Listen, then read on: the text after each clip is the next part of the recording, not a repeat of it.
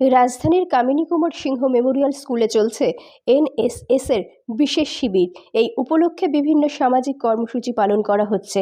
তারই অঙ্গ হিসাবে মঙ্গলবার রক্তদান শিবির হয়। বিশিষ্টদের মধ্যে উপস্থিত ছিলেন সমাজসেবী তথা রাজনীতিবিদ রাজীব ভট্টাচার্য।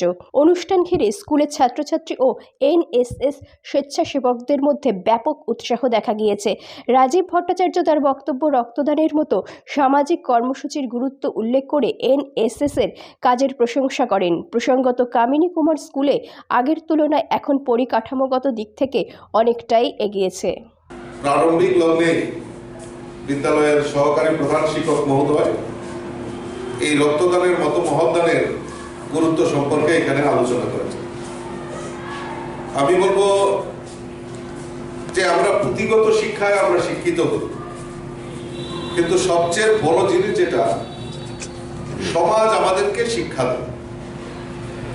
এই সমাজটা আমার, এই পরিবেশটা আমার, এই রাষ্ট্রটা আমার, এই যে চিন্তা ভাবনা, এই চিন্তা ভাবনা নিয়েই আমাদেরকে এগিয়ে আসতে হবে এবং আমাদেরকে সেই লক্ষ্যমাত্রাকে সামনে রেখে আমাদের কাজ করতে হবে। আমি যদি এখানে স্টুডেন্টদের বলি যে তোমরা বড় হয়ে কি হতে চাও, কেউ হয়তো হাত তুলবে যে আমি ডাক্তার হতে চাই, কেউ বলবে আমি ইঞ্জিনিয়ার হতে চাই, কেউ টিচার হতে চাই,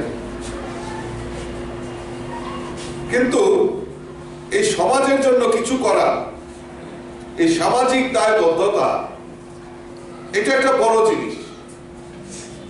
কাজেই আমাদের এই জীবনে পথ চলার ক্ষেত্রে আমি ডাক্তার হই, ইঞ্জিনিয়ার হই, সমাজের প্রতিষ্ঠিত ব্যক্তিত্ব হই না কেন, সর্বপ্রথমে আমার এই সমাজকে ভালোবাসতে হবে, এই পরিবেশটাকে ভালোবাসতে হবে।